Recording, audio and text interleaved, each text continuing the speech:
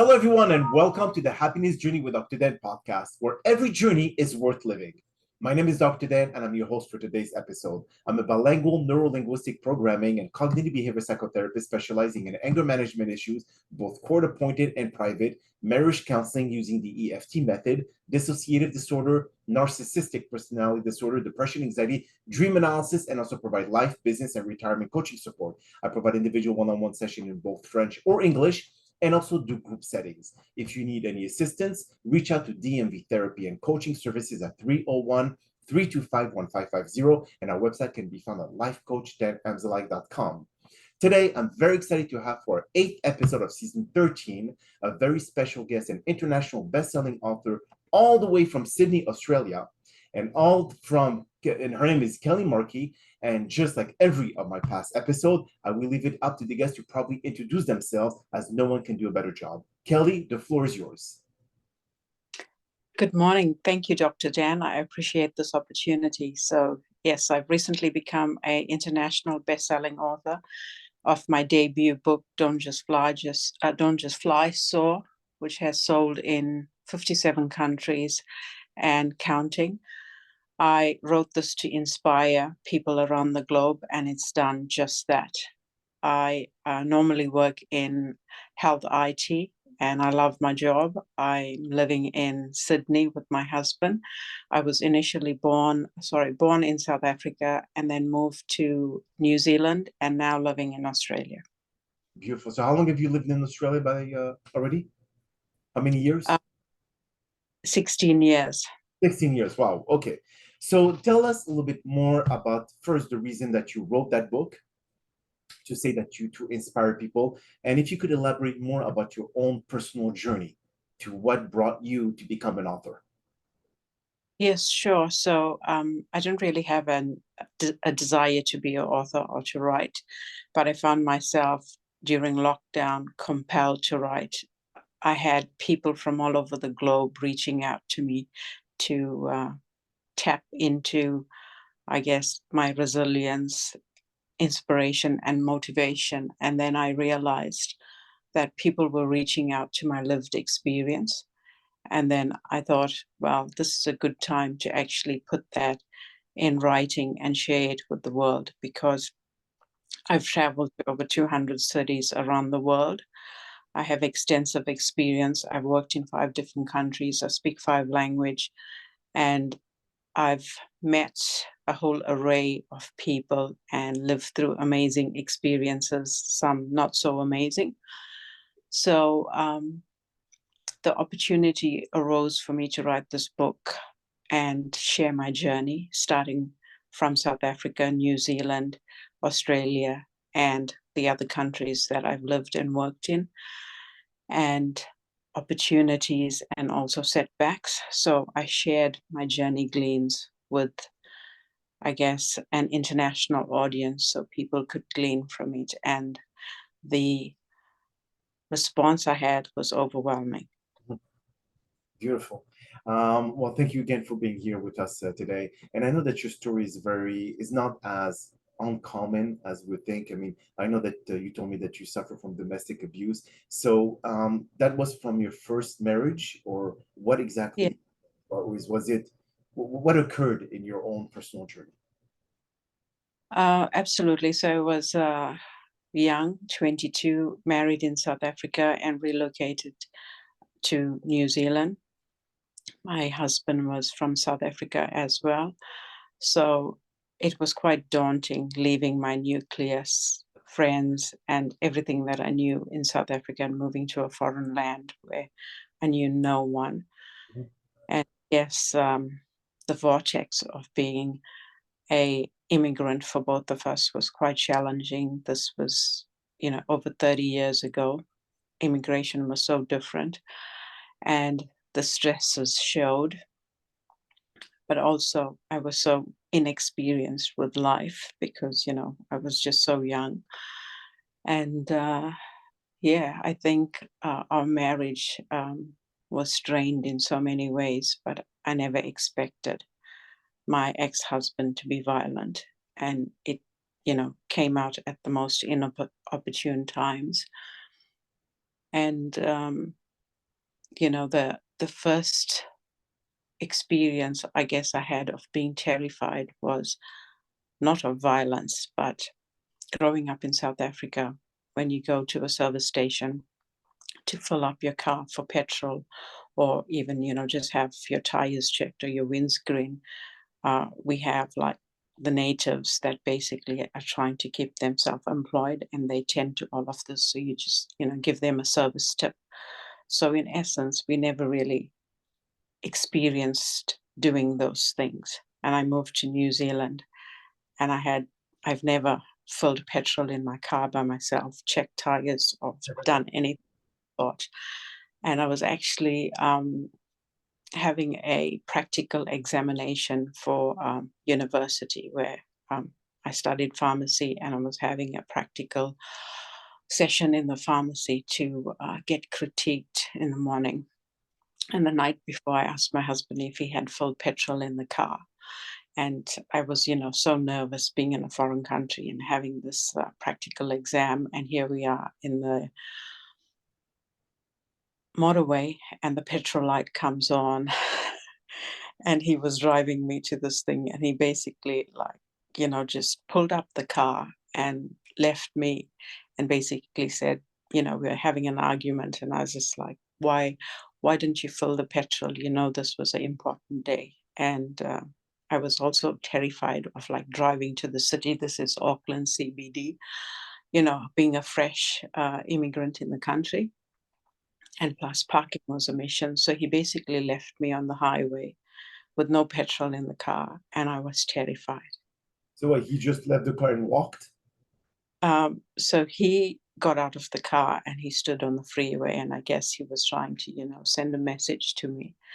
And I didn't say anything wrong. I asked him the night before to get petrol, and I was trying to work out why wouldn't he prepare and have, all the ducks in the row.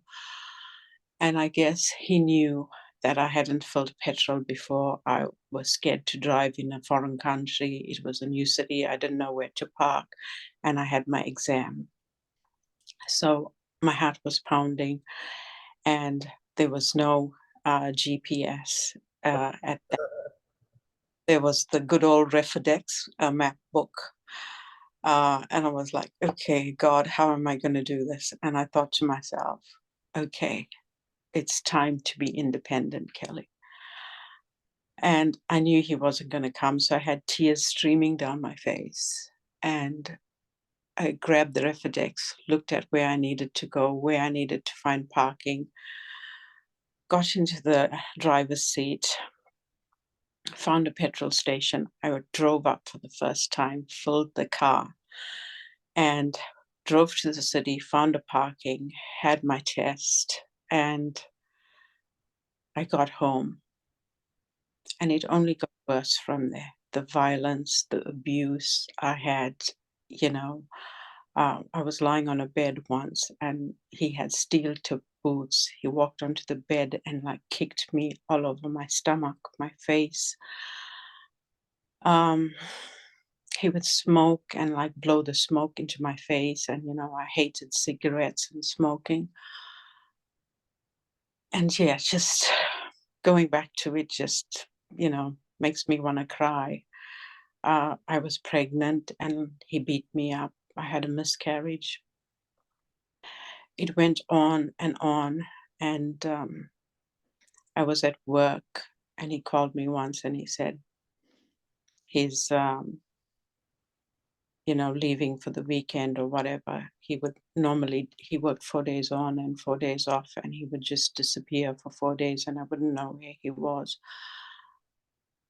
And through it all, I just, tried to keep it together and focus on my corporate life. But it was really hard and really challenging being in a foreign country, not having, real network or friends to lean on, and having to show up as a corporate and be professional was, wow, a challenge, but I had to do.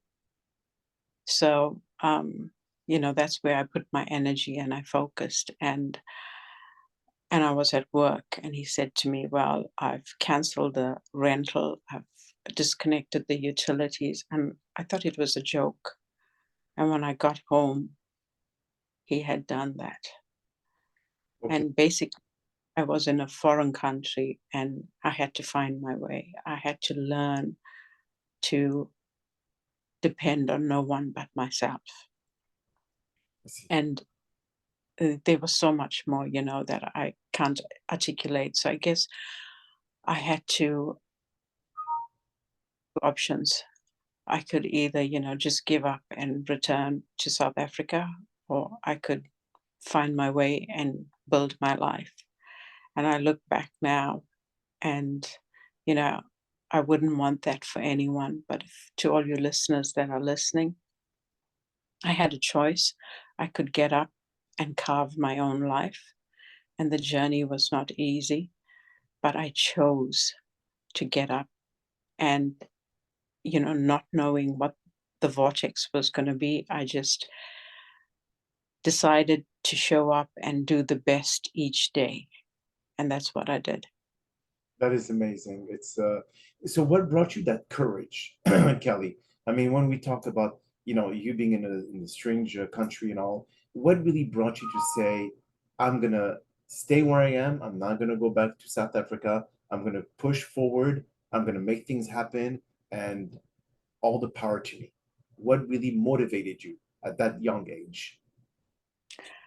Okay, so growing up in South Africa is a developing, as you know. I was actually held at gunpoint in South Africa.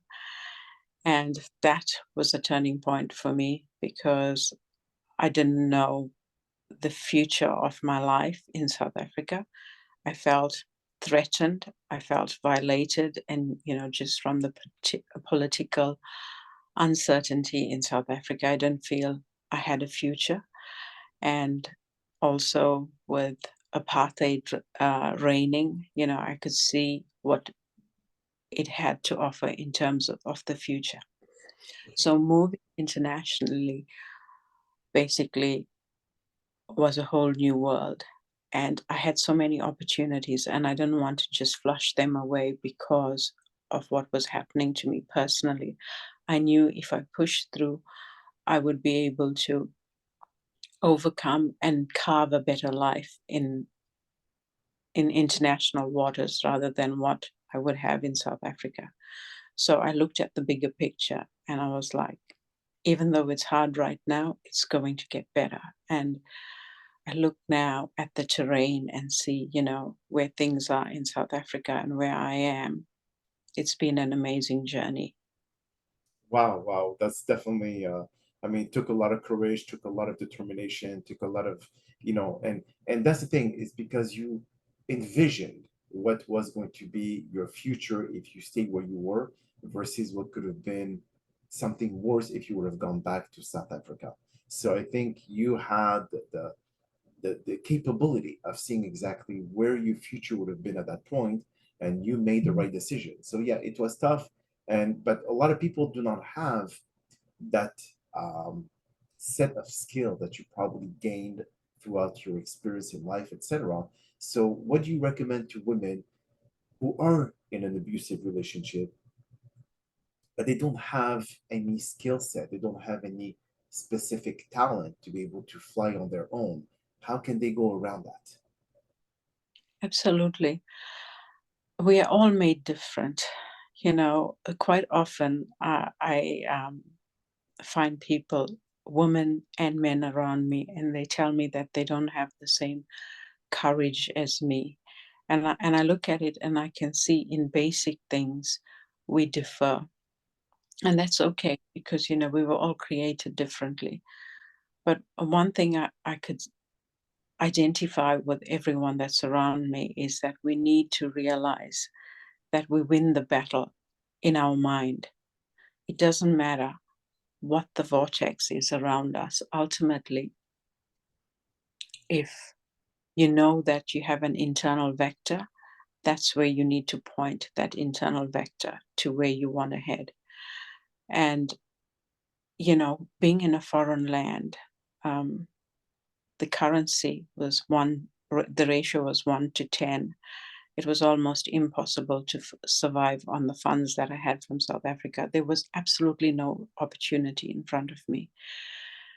But I guess you could get up in each day and think, okay, I'm going to be upset because it's raining. Or you can choose to find the silver lining and appreciate the rain, appreciate what the rain brings. And I guess that's what I learned, to look at the circumstances and look for my blessings in that circumstances. Okay. That's Yeah, I may not have the finances, I may not have the opportunities, you may not have the skill set, you may not, all the odds may be stacked up against you. You may have, kids that are you dependent on, or, you've never worked or whatever. Analyze everything, and in some avenue, you will find a ray of hope that you can work with. But this ray of hope, I mean, like, for example, the laws of attraction, Kelly, the thoughts become the things in your life, but you have to take action to be able to Absolutely. make the possibilities to change in your or to change your circumstances in your life. But so what kind of action that people can see quick results? Because obviously we're talking about long term. If someone has to go back to school, then it's going to take a few years. So that means that they have to deal with this abuse for a few more years. Is there a way that they can save themselves from all this physical abuse, but still see light at the end of the tunnel? Because again, easier said than done, Kelly.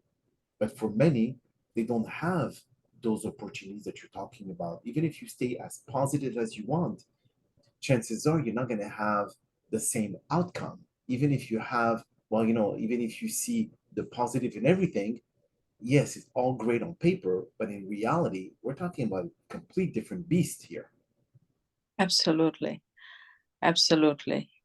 It's um it's definitely coupled with action. There were days that I felt I couldn't get out of bed. I wanted to just crawl under a rock and remain there for a long time. And I had no family around me, nobody to, sometimes I just wanted someone to hug me or hand me some tissues or make me a cup of tea.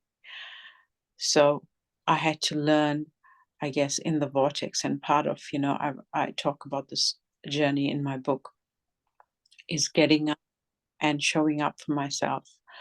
So taking small steps to invest in your self-care, even if it's just, one tiny thing for the day. If you can't manage, you are that abused, find something that brings you hope. Like for me, it was the basic things. Okay, today I'm going to, go for a walk. Um, do that. um, I'm going to equip myself to do something. So I had a list and I worked with that. Sometimes I would feel like I just don't have the energy. So uh, sleep if that's what you need. Um, Connect with people that you know that are going to lift you up. Be strategic about the network that you have. People that are for you are going to lift you up, and they're going to give you that avenue to breathe the psychological air. Don't stifle yourself up with community that's, just wants to see you fail. So put some tools and use it actively. Be proactive, and always, if you get a setback, try and see what you've learned from it. Even if you are hurt, try and get a lesson out of it so you can move forward. I see. And now, I'm not sure exactly with your first husband, the one who was abusive and all that. Maybe it's a good thing that we also tell our listeners, especially the women out there, that if, let's say, you get into a relationship and you do decide to get married, to never let go of your career in any shape or form. Because if, let's say, these are the red flags that you would experience. I mean, I deal with a lot of narcissistic couples and all. And what I've seen the common denominator in terms of set of actions and behaviors is that a lot of the time the husband will say, "Oh no, you stay home, you take care of the kids. I make enough money to be able to take care of the household. Don't worry about it. I'll continue working very hard and just take care of the kids." Right there, I see it to be a big red flag because someone shows to you that they don't respect your career that you worked hard for before getting married and all that, and they just want you to give up everything.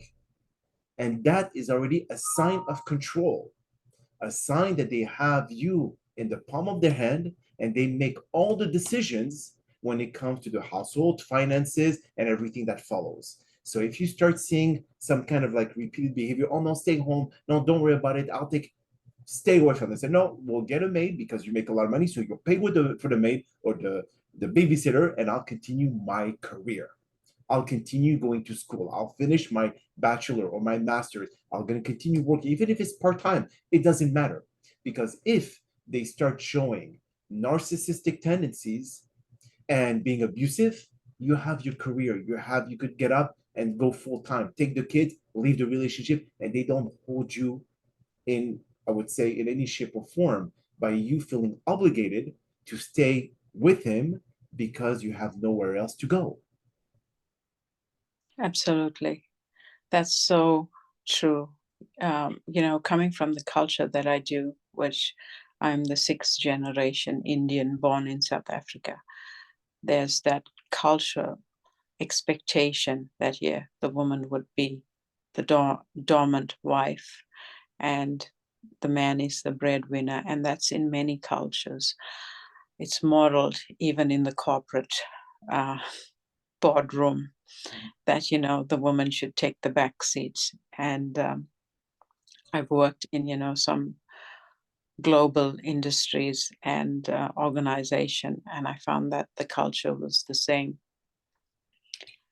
It's, whether you are professional or, just staying home taking care of the kids, you should be afforded respect in the relationship and in your community, but also what you do is valuable. Even if you're a housewife, you are providing a service to your family.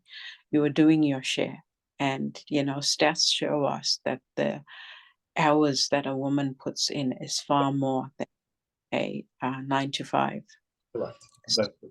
You know, give yourself a pat on the back and be kind to yourself, because you are actually bringing the bacon home and you are adding value wherever you are. So if you are in a relationship where your other half doesn't see that, then yeah, you need to have some serious discussions. And what I found that personally, men do want you to be professional and bring home the bacon, but somehow they find it intimidating. Like Correct.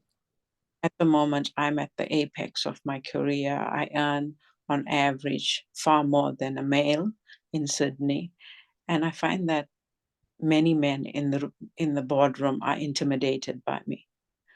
And I'm not there to intimidate. I'm there to offer value. I have experience, I have skill set, and while that may intimidate, I think we as women and individual need to know what we bring and to own it. So no matter what the dollar sign is, it's not always about the dollars. It's about the change. It's about, the emotional stability, the balance we bring to the family as well. And we need to be able to have that hard conversations and know that you are valuable in what you're doing and have it in you to walk away if you are disrespected, because you can take your skills no matter how bleak you may think they are. Someone else will appreciate it. That's so true. And that goes the same in the professional and personal. Because even in a relationship, if you feel that your husband is not giving you the value that you deserve, as you mentioned, then that means that there's a disconnect and you have to find a way to reconnect the missing link. Because that, if you let it fly and you accept the emotional abuse to go on, then they will continue losing that respect and they will continue feeling that you are just a doormat and you could be walked on without really any retaliation or any repercussion to their behavior. So it's important to always speak up, never be afraid. Always look at your significant other as an equal. I mean, Adam and Eve. Eve was born from the side of Adam, not from his foot, not from his head, side by side, because God wanted the men and women to be equal in every aspect. Well, men cannot give birth, but you know what I mean. So I can see that in the Bible, it shows a lot of even though the story sometimes is a bit hard to believe as of everything that happened, but there's some symbolism behind all that, and people have to start learning to say, you know what, I can see the value in that person, and I will give them my respect, no matter if they bring the bacon or not. They will do whatever it takes to be able to make the relationship grow. So if you could tell to all of our guests or our listeners, I mean, how can people find your book, Kelly, and what kind of services you offer? Is it coaching and so on and so forth? Absolutely. So you can find me on social media, which is Facebook, Instagram, and my book is available on, I guess, any platform that sells books, Amazon and The Works, which is the ebook and the hard copy. But you can also obtain a signed copy via my website. I've also released a journal that walks women through strategic points in life, and I guess they go on a journey. It's called Glean, Grow, and Glow. So you can find that all on my website, which is www.kellymarkey.com. And I offer, yes, coaching services, an array of things. You can co-author with me. I'm an international best-selling author, so I'm in the process of writing a few co-authored books for some major platforms.